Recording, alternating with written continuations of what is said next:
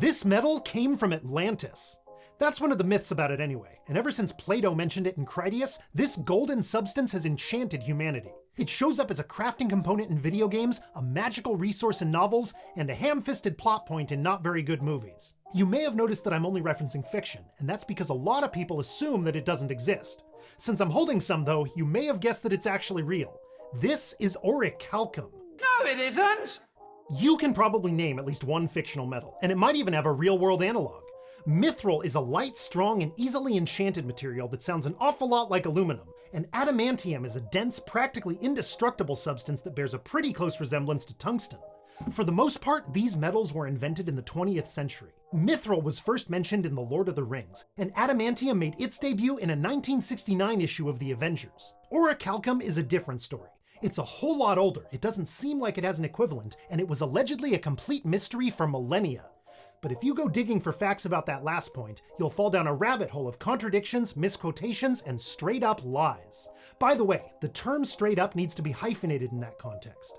Hyphens turn multi-word phrases into single parts of speech, so if straight up is supposed to be an adjective like pure, it needs a hyphen. Without the hyphen, straight up lies uses straight up as a naughty-sounding direction. He used to ram things up there! Anyway, the story of Orichalcum is a myth about a myth. It's a bit convoluted, so bear with me for a second.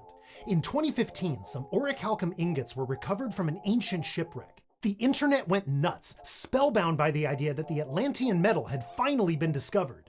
People even cited Pliny the Elder, claiming that he had described Orichalcum as a fantastic substance that had somehow disappeared from the world. There was only one problem.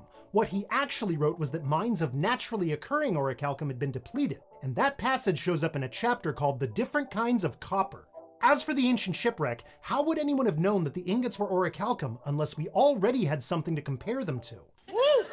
I never thought of that. The truth of the matter is that Orichalcum was never actually a mystery at all.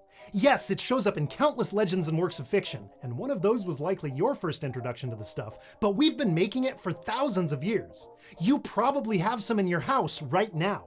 Those ancient ingots didn't prove that it was real. They just gave us insight into the original recipe. Mix 8 parts copper, 2 parts zinc, and a pinch of impurities, and you have an alloy that's been used in everything from coins to candlesticks. In case that isn't clear, I'll be direct. The mythical metal that Plato called Orichalcum is really just straight up brass.